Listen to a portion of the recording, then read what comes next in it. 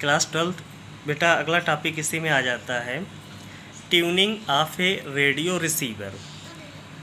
तो रेडियो के रिसीवर पे जो आप ट्यूनिंग, चाहे टीवी हो चाहे रेडियो, उस पर जो आप ट्यूनिंग सेट करते हैं कि साउंड अच्छा आने लगे, तो the tuning circuit of a radio और TV in an example of LCR resonant circuit. तो ये आप LCR ऑफ रेजोनेंट सर्किट इसके विषय में खूब अच्छे से जान रहे हैं। आगे बढ़ते हैं। Signals are transmitted by different station at different frequency.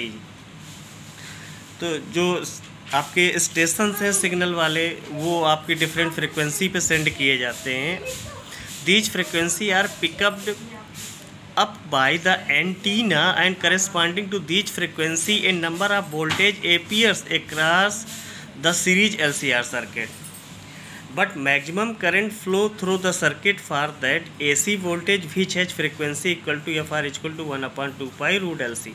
तो ये आप जान ही रहे हो कैसे आ रहा है। ओमेगा आर को आपने जब स्क्वायर को हटाया तो 1/रूट LC आया, फिर ओमेगा आर की जगह 2 पाई एफ आर शो किया, तो एफ आर निकाल लिया, 2 पाई इधर आ गया। The quality factor, the quality value of the circuit is large, the signal of the other station will be very weak. देखो, जब किसी एक सिग्नल को आप कैबर कर लेते हैं या फिर कहते हैं XL इक्वल टू XC कर लेते हैं, तो उसमें सर्किट में करंट बहुत ज़्यादा हो जाती है। करंट ज़्यादा हो जाती है, इट मीन्स अदर सिग्नल्स जो हैं बहुत वीक हो जाते हैं। कोई एक सिग्नल बहुत अच्छे से कवर कर रहा होता है, तो वही कह रहा है the signals of the other station will be very weak. By changing the value of adjustable capacitor C, the signal from the desired station can be tune in. तो ये कहानी थी, ये फिगर है आपका। तो ये था आपका tuning of a radio receiver. आगे चलते हैं, इसी में टर्म आने लगते हैं। Power in an AC circuit. AC circuit में पावर की बात कर रहा है, तो ये डिफिनीसन जानते हैं। चलो, the rate at which electric energy consumed in an electric circuit is called its power. Okay, in a DC circuit power is given by the product of voltage and current which equal to IR से ये show करा रहा है, ये भी बात हो गई। but in an AC circuit both voltage and E and current I vary sinusoidally with time and are generally not in phase। ठीक है।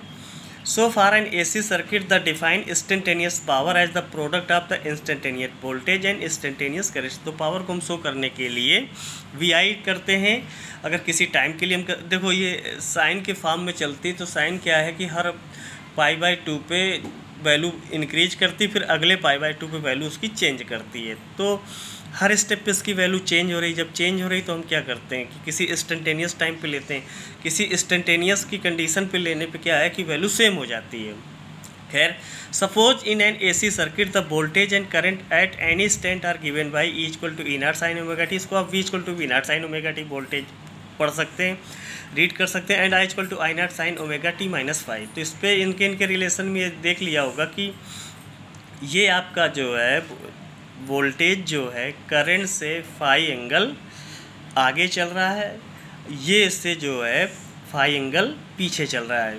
तो ये सब चीज़ें आपको दिखा चुके हैं, तो अच्छे से समझ रहे होंगे। Where phi is the phase angle by which the voltage leads the current I, the instantaneous power is given at formula EI। Value रखे, ये ले आए। अब 2 का मल्टीप्लाई कर दिया उसी इक्वेशन में और 2 का डिवाइड कर दिया। जब मल्टीप्लाई करेंगे डिवाइड करेंगे तो एक मैथ का फार्मूला होता है 2 sin इंटू कास पी को लिख सकते हैं cos A minus B minus cos A plus B. थोड़ा सा ध्यान दीजिएगा, तो यहाँ P आ गया, E0 ये वैल्यू आ गई। अब देखो इस पर 2 sin A into sine B ये हो गया, तो हम लिख सकते हैं cos A minus B. A minus B करेंगे तो ये प्लस का, इसमें माइनस माइनस करेंगे तो ओमेगा टी कट जाएगा, प्लस का फाई आ जाएगा, तो कास फाई आ गया। अब अगले स्टेप में minus cos A plus B इन दोनों को ऐड करना है। जब इन दोनों को बेटा ऐड करेंगे ओमेगा टी तो 2 ओमेगा टी आ जाएगा, फाई बना रहेगा। तो ये आ गई वैल्यू। एवरेज पावर डिसिपिएटेड पर साइकिल, तो एवरेज आप ये value cos phi minus cos 2 omega T minus phi. अच्छा, इस पूरे टर्म में चेक करेंगे आप, जब इस पूरे टर्म को चेक करेंगे, the second cosine term cos 2 omega T minus five is the time dependent. देखो टी आ रहा है तो ये फंक्शन हो गया time dependent. So its average over a cycle is 0। तब हम इसका, जब ये टाइम डिपेंडेंट है, टाइप के हिसाब से वो कर्व चलेगा तो एवरेज वैल्यू क्या आ जाएगी, 0 आ जाएगी। तो हम आ जाते हैं फर्स्ट टर्म पे, P average equal to E naught I naught upon 2 cos phi. अब देखो इसको 2 है, रूट टू ले सकते हैं, अलग अलग डिवाइड कर सकते हैं। तो ये है क्या, ई आर एम एस है, ये क्या है आई आर एम एस है, ये क्या है cos फाई है। P average equal to E R M S I R M S, और cos फाई को क्या लिख सकते हैं, R upon Z. L C R के केस में cos फाई निकाला गया था, cos फाई क्या आया था आपका, आर अपॉन जेड। तो ये हो गया, इस पे ये अलग से करेंगे कंसीडर, ठीक है, इतना ही।